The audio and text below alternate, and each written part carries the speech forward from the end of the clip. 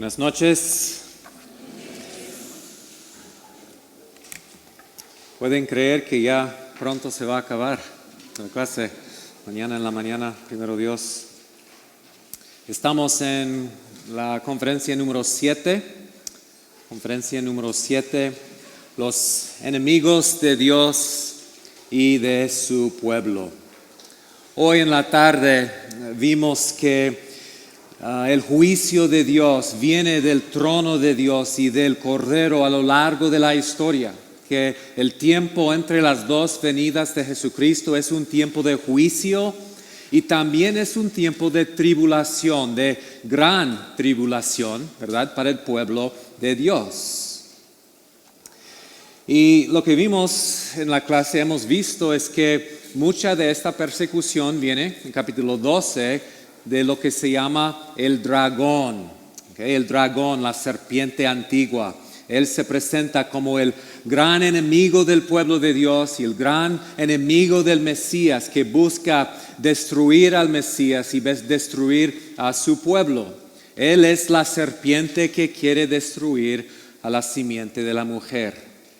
Bueno, en capítulo 13 hoy vamos a aprender que el dragón no trabaja solo, que el dragón lleva a cabo su persecución del pueblo de Dios por medio de dos siervos, se llaman dos bestias, una bestia que se sube del mar y otro de la tierra.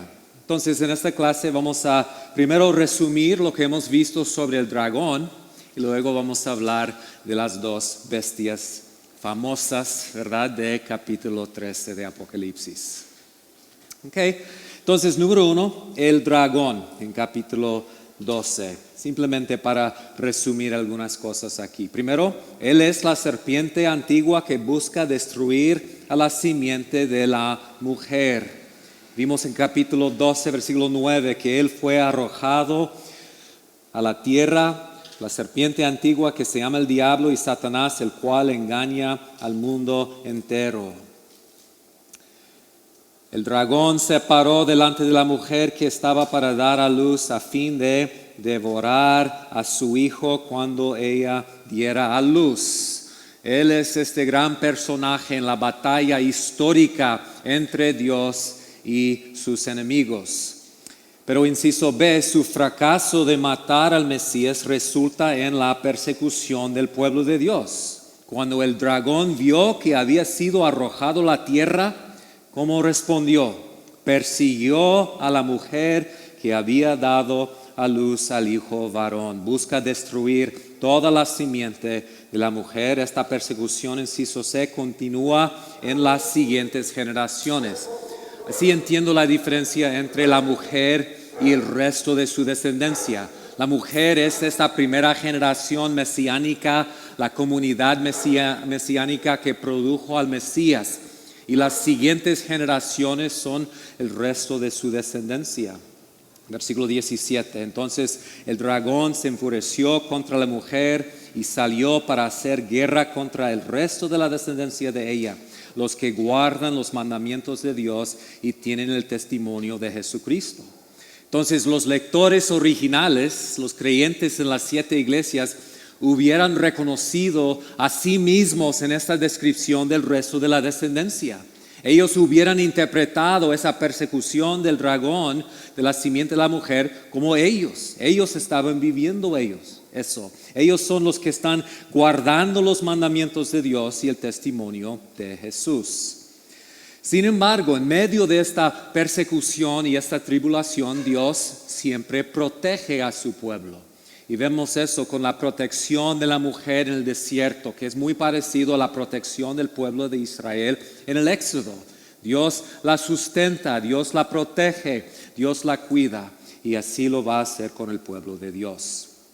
Entonces, eso es el dragón. Hoy en la mañana vimos algo de la soberanía de Dios en capítulo 4 de Apocalipsis.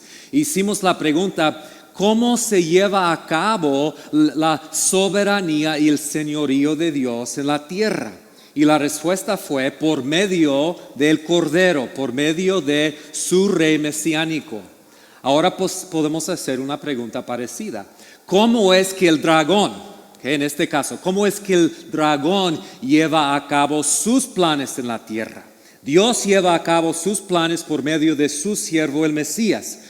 Igualmente el dragón lleva a cabo su plan por medio de sus siervos. Y es lo que tenemos en capítulo 13. Capítulo 13 es una continuación de la trama de capítulo 12. Y acá acabamos de leer el pasaje, pero mira lo que dice versículo 1. El dragón se paró sobre la arena del mar. Entonces, el dragón de capítulo 12 también se encuentra aquí. Y es el que llama a estas dos bestias que se levantan primero del mar y luego de la tierra. Vamos a ver algunos detalles sobre la primera bestia que sube del mar. Inciso A. La bestia trabaja de parte del dragón. Es muy importante notar eso, que él trabaja de parte del dragón. No trabaja independientemente del dragón. Entonces, número 1, él es llamado por el dragón. Dice que el dragón se paró sobre la arena del mar y vi que subía del mar una bestia. Entonces, él es llamado por el dragón. Número 2, él se parece al dragón.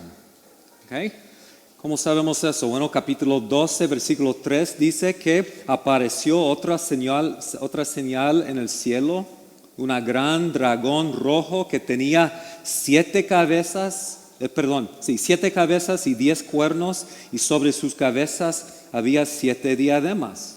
Mira la descripción de la bestia en capítulo 13. Tenía 10 cuernos y 7 cabezas. En sus cuernos había 10 diademas y en sus cabezas había nombres blasfemos. En otras palabras, hermanos, la bestia es la imagen del dragón.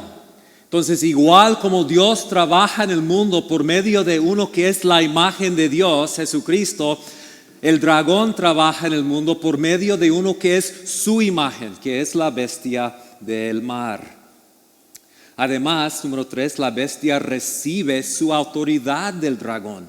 Entonces el dragón llama a la bestia se parece al dragón y la bestia recibe su autoridad del dragón. Versículo 2, el dragón le dio su poder, su trono y gran autoridad.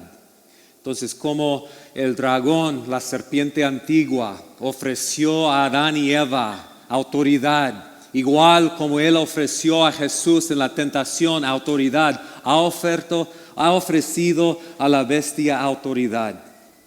Además, número 4, la bestia engaña a las naciones de parte del dragón y consigue su adoración. Entonces, ¿qué es el trabajo de la bestia? Bueno, él trabaja de parte del dragón para conseguir ¿qué? La adoración del dragón. Hermano, ¿puedes leer los 2 versículos ahí? Y la tierra entera se maravilló y seguía tras la bestia. Adoraron al dragón porque había dado autoridad a la bestia. Adoraron a la bestia diciendo: ¿quién es semejante a la bestia y quién puede luchar contra ella? Y se le dio autoridad sobre toda tribu, pueblo, lengua y nación. Adorarán a la bestia todos los que moran en la tierra, cuyos nombres no han sido escritos desde la fundación del mundo en el libro de la vida del Cordero que fue inmolado. Entonces recuerdan que una de las preguntas principales en el libro es: ¿quién es digno de qué? De la adoración de la criatura. Y el trabajo de la bestia es conseguir para el dragón adoración y adoración para sí mismo. Además, número 5, la bestia persigue al pueblo de Dios de parte del dragón. Versículos 5 al 7, por favor.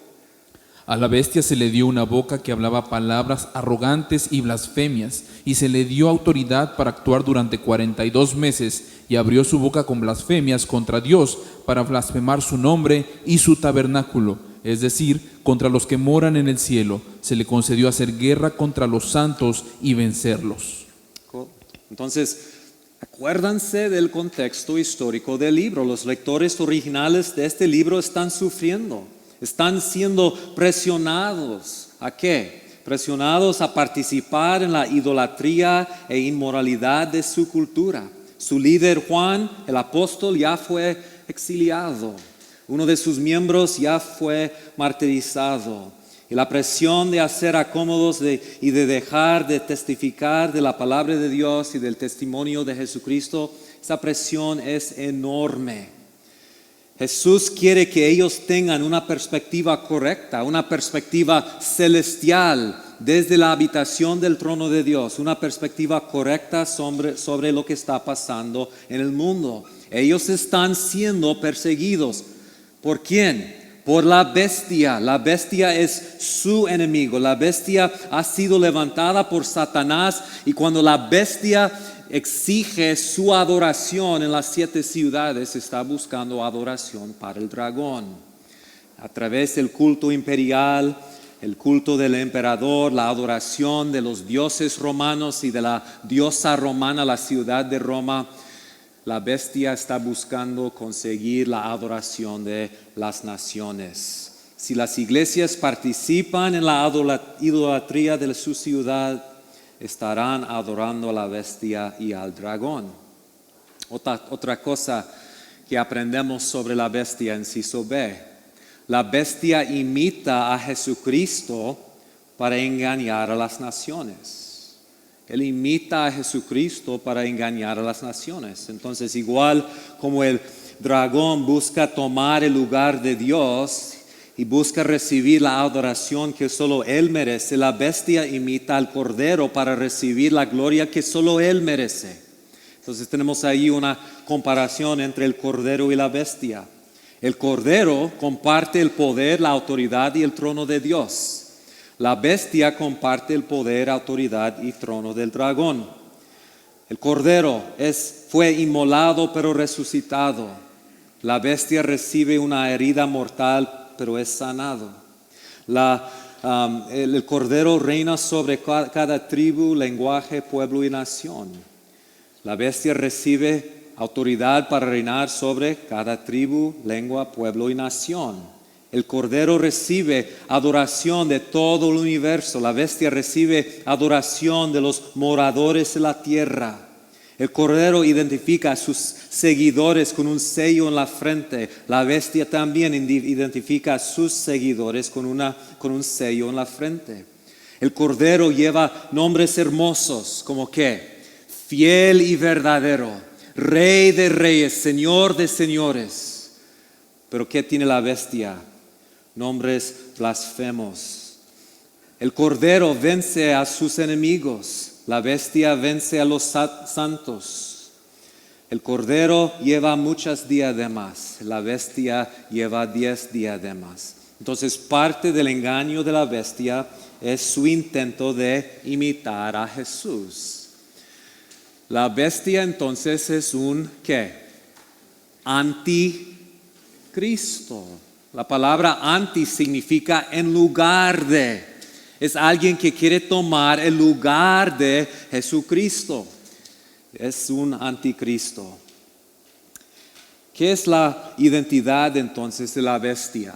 ¿Cómo se expresa la bestia? Si nosotros buscamos la bestia en nuestro mundo, si las 7 iglesias buscaran la bestia, ¿dónde está? ¿Qué es la bestia? Bueno, yo creo que la bestia es el sistema, escuchen bien, el sistema político y militar de este mundo que trabaja de parte de Satanás para llevar las naciones en rebelión contra Dios y para destruir al Cordero y a su pueblo. La bestia representa entonces los gobernantes, naciones, imperios, reyes y emperadores de este mundo. Son los reyes de la tierra y los príncipes de Salmo 2 que dicen: rompamos sus ligaduras y echamos de nosotros sus cuerdas. Se levantan y se reúnen contra Dios y contra su Mesías. Eso es la bestia. Podemos ver esto en el simbolismo de la bestia en Daniel 7. Entonces, como hemos visto, si queremos entender el símbolo de la bestia, ¿a dónde debemos ir? Al Antiguo Testamento. Y si nos preguntamos, ¿dónde en el Antiguo Testamento tenemos una bestia parecida a esta bestia? La respuesta es Daniel 7. Entonces, para interpretar el dragón, Apocalipsis nos envía a Génesis 3. Para interpretar la bestia, Apocalipsis nos lleva a Daniel 7. Entonces, si nos preguntamos dónde encontramos el simbolismo en el Antiguo Testamento, vamos a leer Daniel 7, 2 al 14. Es una visión apocalíptica de Daniel, el profeta, y su visión de 4 bestias. Hermano, ¿puedes leer, por favor? Miraba yo en mi visión nocturna que los 4 vientos del cielo agitaban el gran mar, y 4 bestias enormes, diferentes unas de otras, subían del mar. La primera era como un león y tenía alas de águila. Mientras yo miraba, sus alas le fueron arrancadas. Fue levantada del suelo y puesta sobre 2 pies, como un hombre, y le fue dado corazón de hombre. Y otra segunda bestia, semejante a un oso, estaba levantada de un costado, y en su boca, entre sus dientes, tenía 3 costillas, y le dijeron así: levántate y devora mucha carne. Después de esto seguí mirando, y otra más, semejante a un leopardo, que tenía sobre su lomo 4 alas de ave.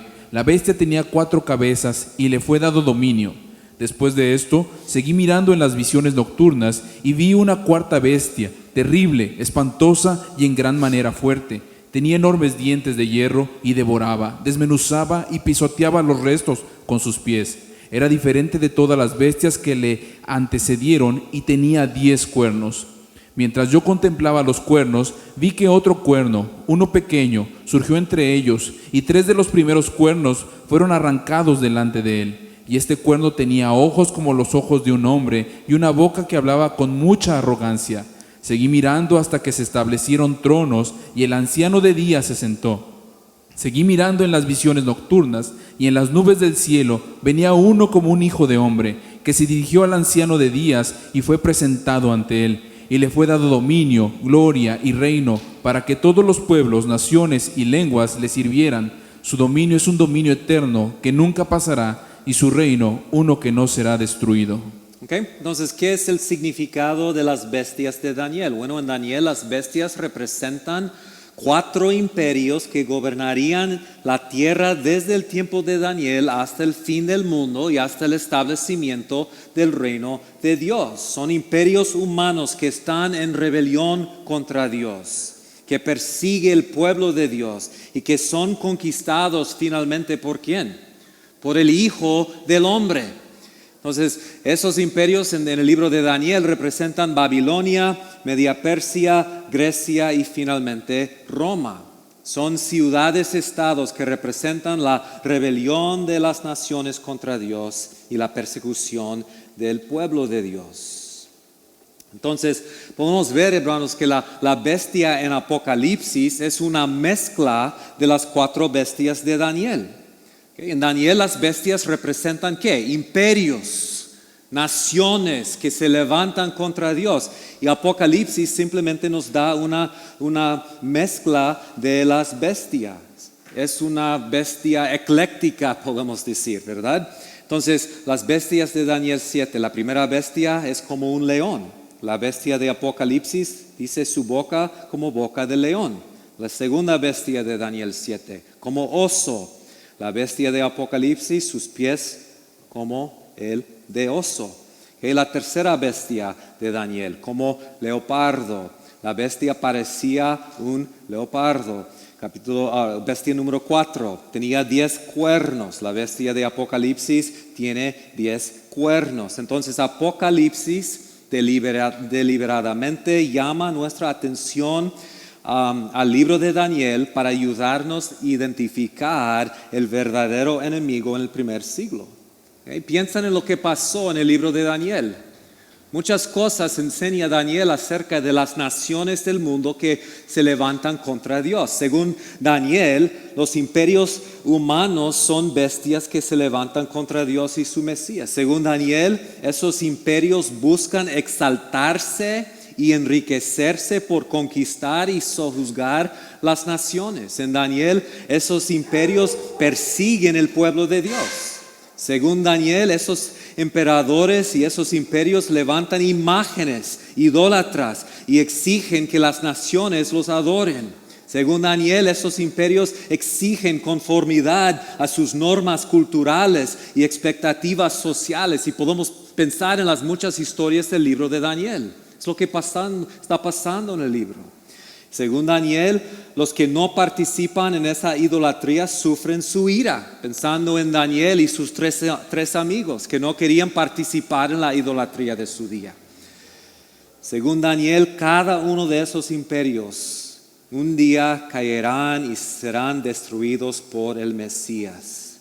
El mensaje de Daniel es: sean fieles a Dios hasta la muerte, como Daniel, como sus tres enemigos. Las naciones y sus reyes son cosas vanas, son cosas temporales. Un día van a ser destruidos, se van a desaparecer. Los que se mantienen fiel a Dios un día participarán en el reino del Hijo del Hombre, el que recibe autoridad del Anciano de Días en capítulo 7. Y este es el mensaje de la visión de la bestia también en Apocalipsis 13. La situación de las 7 iglesias en Asia es igual a la situación de la comunidad exílica en el libro de Daniel.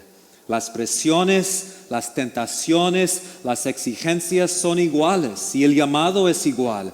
Que no se rindan a la bestia y a sus exigencias. Sean fieles hasta la muerte, perseveren, resistan, venzan, conquisten. Si perseveran hasta el fin, van a recibir un reino. Y me encanta, lo comenté creo ayer o en la mañana, cómo termina capítulo 7. ¿Qué es lo que pasa cuando el Anciano de Días le da al Hijo del Hombre este dominio para gobernar las naciones? Termina el capítulo así: la soberanía, el dominio y la grandeza de todos los reinos debajo del cielo serán entregados al pueblo de los santos del Altísimo. Entonces ellos, si permanecen firmes hasta el fin, participarán en el reino del Hijo del Hombre que ha conquistado las bestias. Entonces, ¿cómo deben las 7 iglesias pensar en las autoridades y gobernadores civiles de sus ciudades que trabajan de parte del imperio y del emperador para conseguir su lealtad y su adoración? ¿Qué debe ser su perspectiva sobre las personas y los gobernantes que exigen su participación en estas prácticas del culto imperial en su ciudad? Deben verlo como el enemigo de Dios, una bestia que de un día Cristo va a conquistar. Ahora, si entendemos eso, la bestia representa los sistemas políticos de este mundo. A lo largo de la historia, ¿cómo se expresa la bestia? Bueno, la bestia tiene diferentes expresiones en diferentes momentos de la historia. Por ejemplo, número 1. Primero, para los lectores originales de Apocalipsis, la bestia representa claramente ¿qué? El imperio romano y sus emperadores ahí en el primer siglo. Y la bestia se identifica como Roma, la ciudad de 7 montes. No sé por qué tengo ahí 2 veces este mismo pasaje, pero capítulo 7, versículos 17, 7 y 9 dice: el ángel me dijo, ¿por qué te has asombrado? Yo te diré el misterio de la mujer y de la bestia que la lleva, la que tiene las 7 cabezas y los 10 cuernos. Aquí está la mente que tiene sabiduría. Las 7 iglesias son 7 montes sobre los que se sienta la mujer. Entonces Roma se conocía como esta ciudad. Entonces para ellos, si se preguntan ¿qué es la bestia? ¿Dónde está la bestia? La bestia es Roma, es su emperador, es el que nos está exigiendo la adoración. También podemos ver en capítulo 17 que el 6º rey que se menciona ahí es el emperador actual de Roma. Las 7 cabezas representan, dice capítulo 17, 7 reyes. Y el 6º es el emperador actual, probablemente Domiciano. Capítulo 17, versículos 9 y 10 dice: las 7 iglesias, ya vimos que la bestia tiene 7 cabezas. Las 7 iglesias son 7 montes sobre los que se sienta la mujer. También son ¿qué? 7 reyes. 5 han caído, uno es y el otro aún no ha venido. Entonces, el emperador actual es uno de las cabezas. O sea, el punto es, Roma es la bestia. Entonces, en el contexto de las 7 iglesias, la expresión actual de la bestia es el imperio romano. Roma es lo que les estaba persiguiendo, está exigiendo su lealtad y adoración. Es Roma que habla palabras arrogantes y blasfemias contra Dios para blasfemar su nombre y su tabernáculo. Roma es el que había conquistado todo el mundo, dice capítulo 13, versículo 7, se le dio autoridad sobre toda tribu, pueblo, lengua y nación. Claramente una referencia a Roma. Entonces, sin duda, las iglesias reconocieron en esta descripción de la bestia su gran enemigo. Pero segundo, la bestia no se puede limitar al imperio romano del primer siglo. La bestia también representa todos los reinos e imperios hasta el fin. No se puede limitar al primer siglo. La bestia tiene muchas expresiones. Los símbolos en Apocalipsis son fluidos, cambian a veces. Entonces, tanto en Daniel como en Apocalipsis, la bestia final es una coalición de reinos e imperios y de reyes diversos. Vamos a considerar varias cosas aquí. Primero, en Daniel, la cuarta bestia termina como un reino diverso y dividido. Es una coalición de reinos que permanecen hasta el fin del mundo. Podemos ver esto en la imagen de Daniel 7. ¿Se acuerdan de esa imagen que representa 4 imperios? ¿Cómo es la última sección de esa imagen, el último imperio? Tiene 2 piernas, 2 pies, 10 dedos. ¿Okay? La bestia también tiene 10 cuernos que representan diferentes reyes. ¿Qué es el punto? Que en su expresión final, la cuarta bestia no es un solo reino, no es un solo rey, es una coalición de reinos. Entonces nos preguntamos, bueno, en el 4º siglo después de Cristo, Roma fue destruido. Pero en Daniel, ese último imperio sigue hasta la venida del Mesías y la destrucción de los imperios humanos. ¿Qué es el punto? En un sentido, la cuarta bestia sigue existiendo hasta el fin del mundo, hasta la segunda venida del Mesías para destruirlo completamente. Entonces, desde esta perspectiva, hermanos, podemos ver que la bestia representa más que un solo reino, representa todos los reyes hasta el fin del mundo. Eso implica, hermanos, que todavía hoy existe la cuarta bestia. ¿Okay? Si nos preguntamos dónde está, bueno, ¿dónde está en el mundo? Está trabajando el sistema político para perseguir al pueblo de Dios. Está pasando en mi país, está pasando en tu país, está pasando en la China.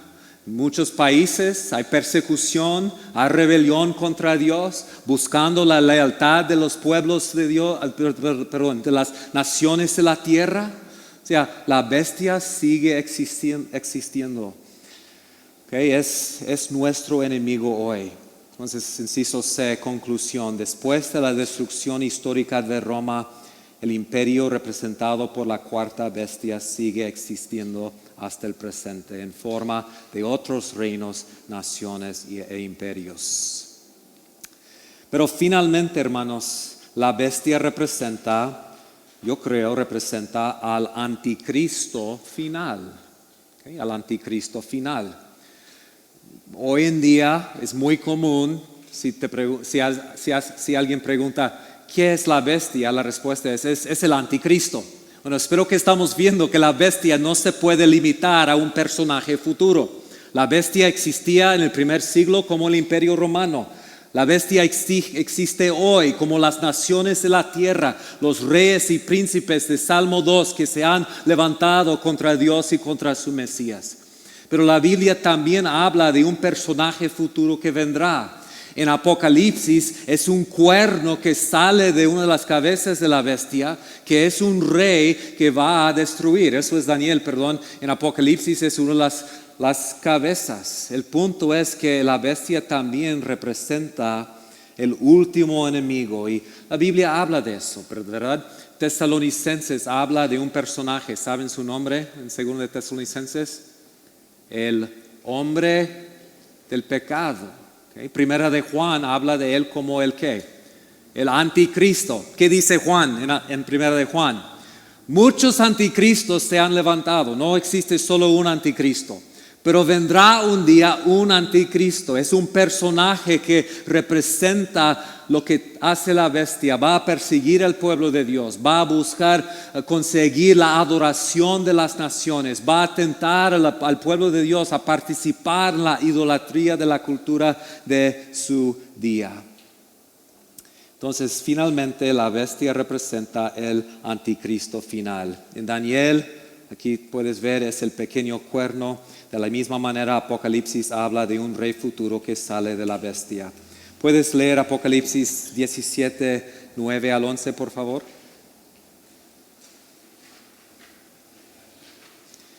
17, 9 al 11, es inciso B, bajo punto 3.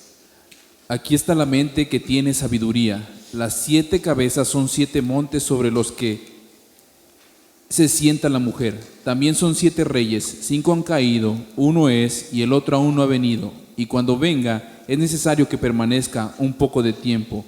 Y la bestia que era y ya no existe es el 8º rey y es uno de los 7 y va a la destrucción. Entonces la bestia también es un rey futuro. Eso es el anticristo, creo.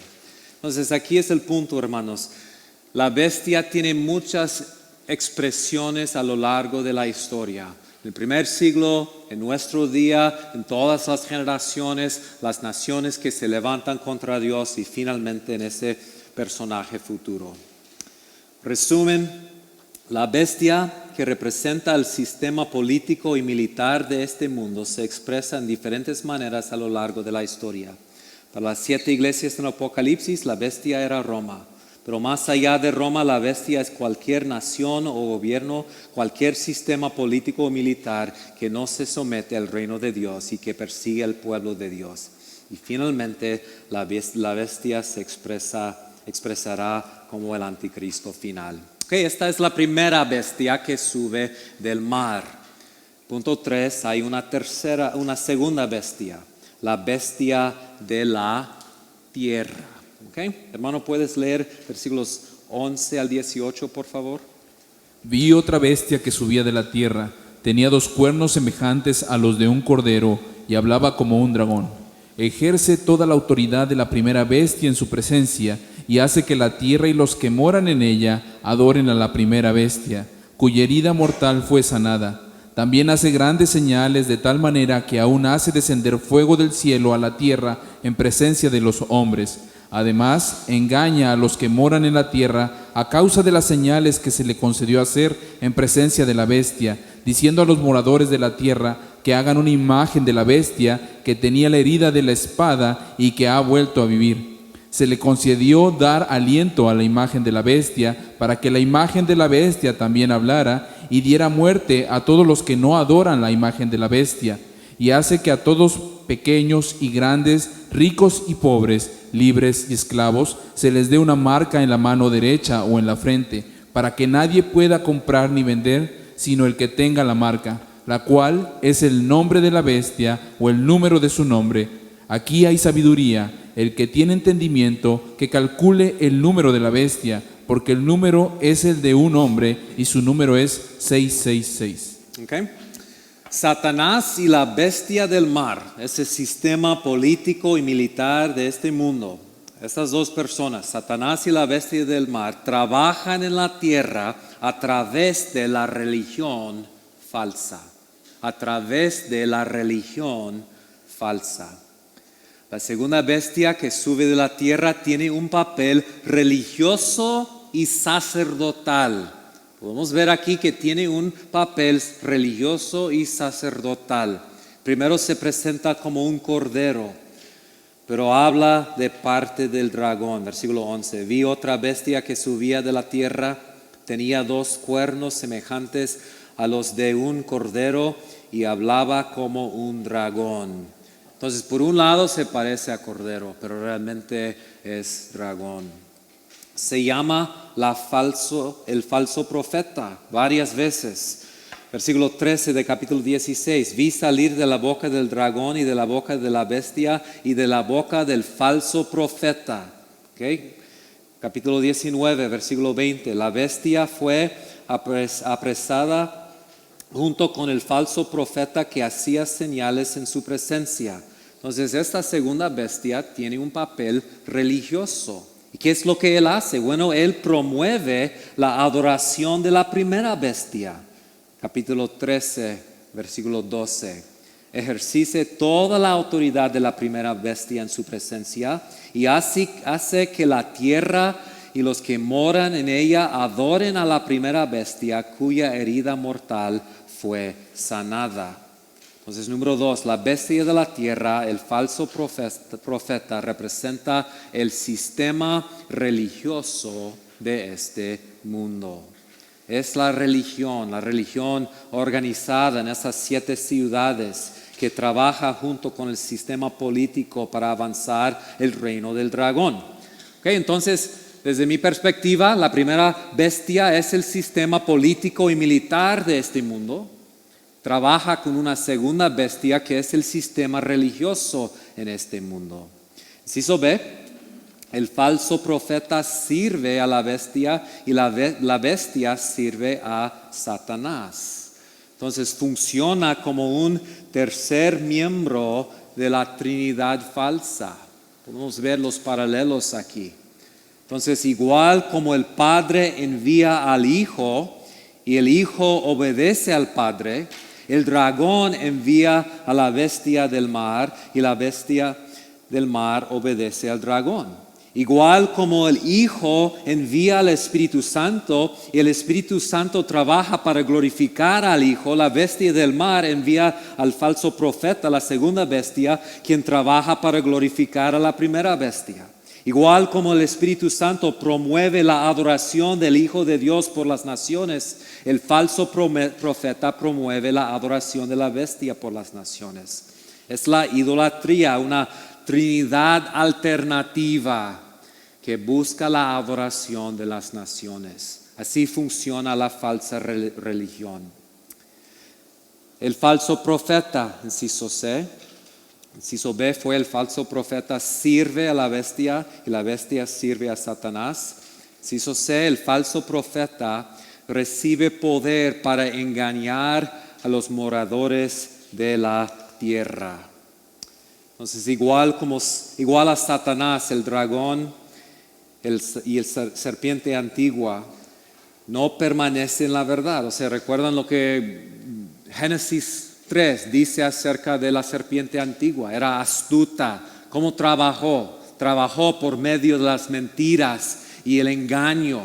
Bueno, igual a Satanás, ese dragón y serpiente antigua, la segunda bestia no permanece en la verdad. Es padre de la mentira, el dragón y también el falso profeta. Él engaña, él usa el engaño y las mentiras para cumplir su tarea. ¿Puedes leer otra vez versículos 13 al 15, hermano? También hace grandes señales, de tal manera que aún hace descender fuego del cielo a la tierra en presencia de los hombres.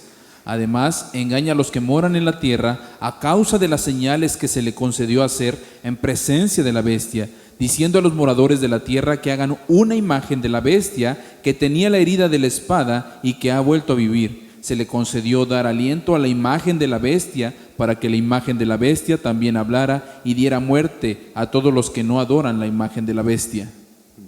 Entonces, a través de la historia, Satanás y el sistema político de este mundo ha usado la religión para avanzar el reino satánico. ¿Pueden pensar en ejemplos a lo largo de la historia? Yo pienso, por ejemplo, en los hechiceros de Faraón. ¿Qué eran? Eran sacerdotes. ¿Qué hicieron? Hicieron milagros. ¿Para qué? Para engañar al pueblo de Egipto. ¿Okay? Así trabaja el sistema religioso con el sistema político.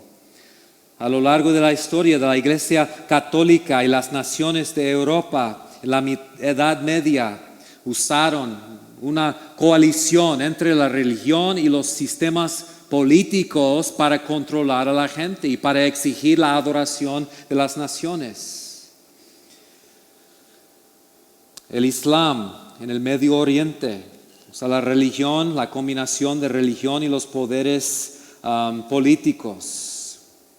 En México, el catolicismo sincretista con los pueblos indígenas. Una mezcla de ¿qué? El catolicismo y ¿qué?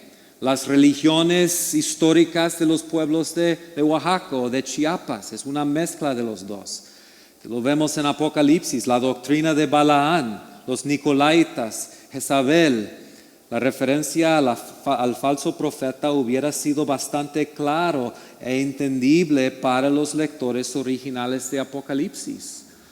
En sus ciudades, ¿qué estaban usando las autoridades civiles y el imperio romano para conseguir su lealtad? Esos templos para Domiciano, esos templos para Roma, para el culto imperial en sus propias ciudades. Trabajaron juntos los sistemas religiosos con los sistemas políticos. ¿Qué es lo que el falso profeta exige, inciso D? Exige la conformidad. Conformidad. ¿Puedes leer versículos 15 al 17, por favor? Se le concedió dar aliento a la imagen de la bestia, para que la imagen de la bestia también hablara y diera muerte a todos los que no adoran la imagen de la bestia, y hace que a todos, pequeños y grandes, ricos y pobres, libres y esclavos, se les dé una marca en la mano derecha o en la frente, para que nadie pueda comprar ni vender, sino el que tenga la marca, la cual es el nombre de la bestia o el número de su nombre. Okay, ya vimos el primer día de la clase ayer, ¿verdad? Que fue, usaron la promesa de ventaja económica y presión económica para controlar y exigir conformidad entre sus ciudadanos.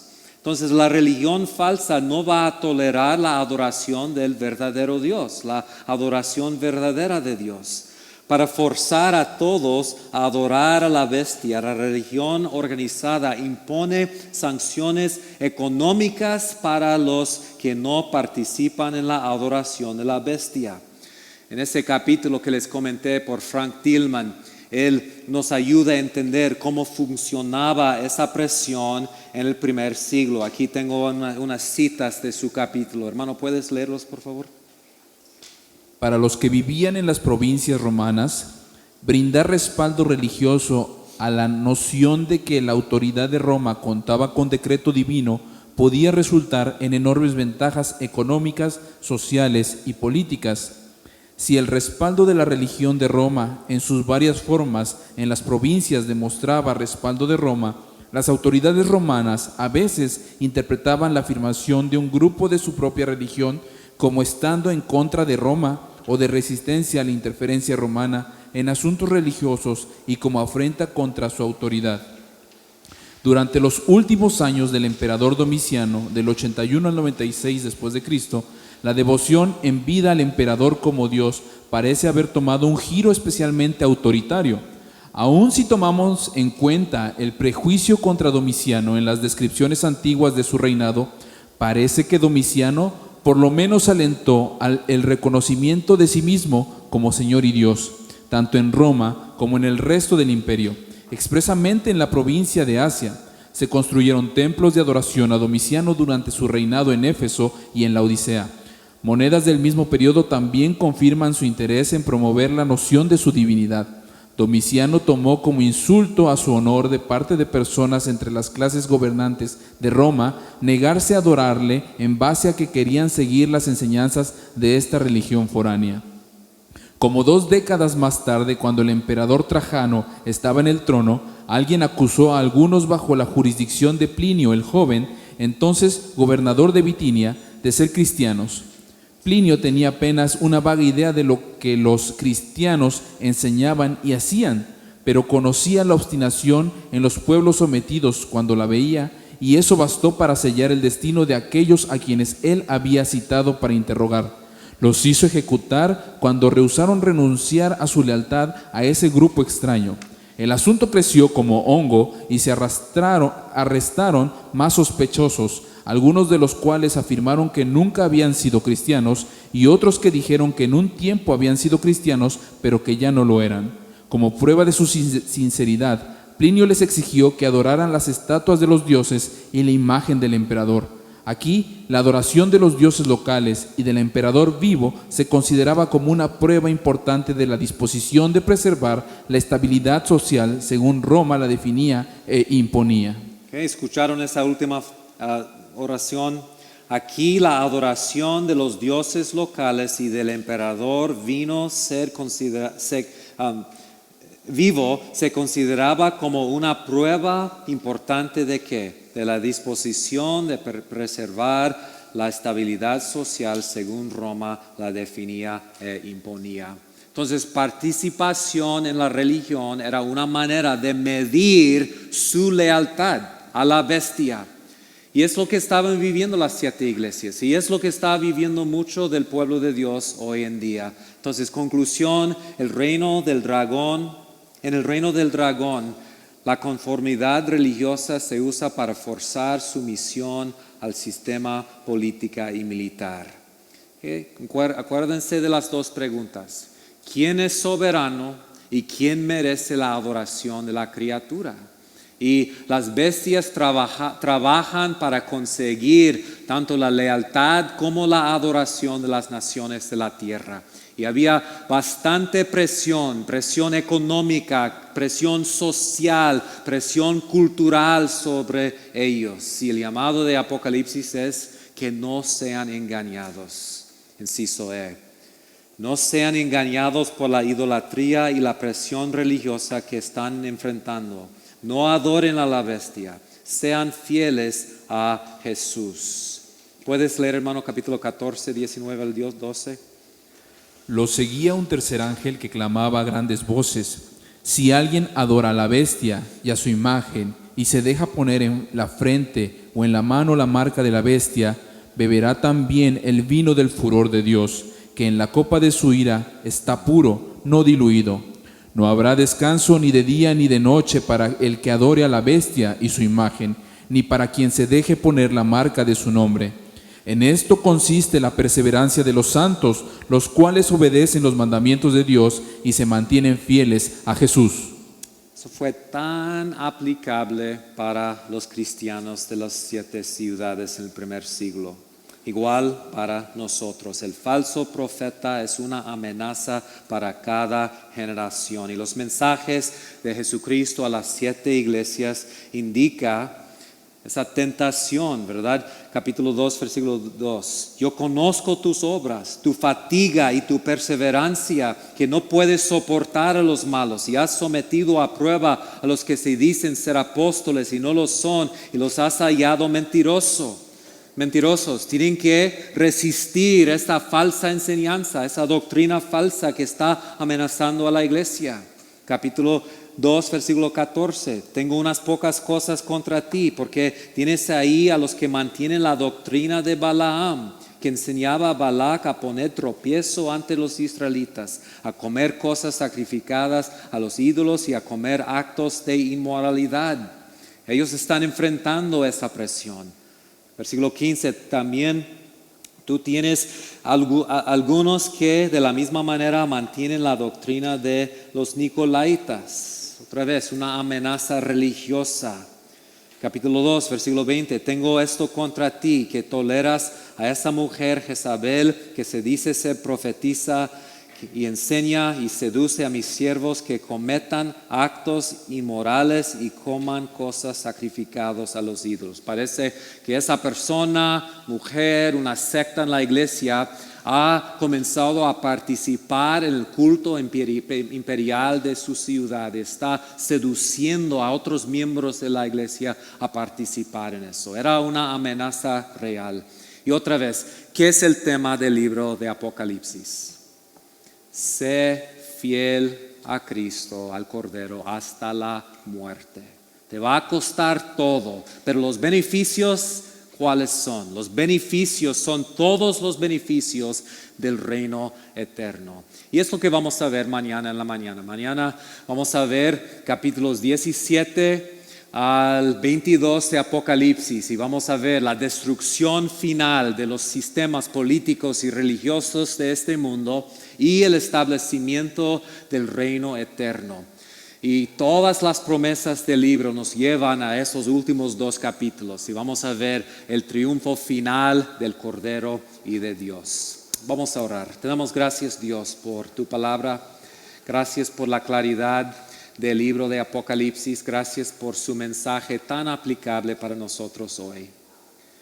Dios, solo tú sabes lo que cada persona aquí está viviendo. Tú sabes las tentaciones y las presiones que están enfrentando. Tú sabes las presiones y las tentaciones que sus iglesias en diferentes pueblos y ciudades de este país están viviendo. Dios, tú sabes el poder de la bestia y del falso profeta hoy en día y las amenazas que los cristianos están enfrentando. Pido, Dios, que tú sigas como hiciste en el primer siglo, que tú sigas cuidando a tu iglesia. Tú como el gran sacerdote que anda entre los candelabros, cuidándolos, atendiéndolas, pastoreándolas, amándolas. Gracias, Dios, que tenemos esta promesa de la presencia de Jesucristo entre nosotros. Ayúdanos a amarlo mejor y servirlo mejor.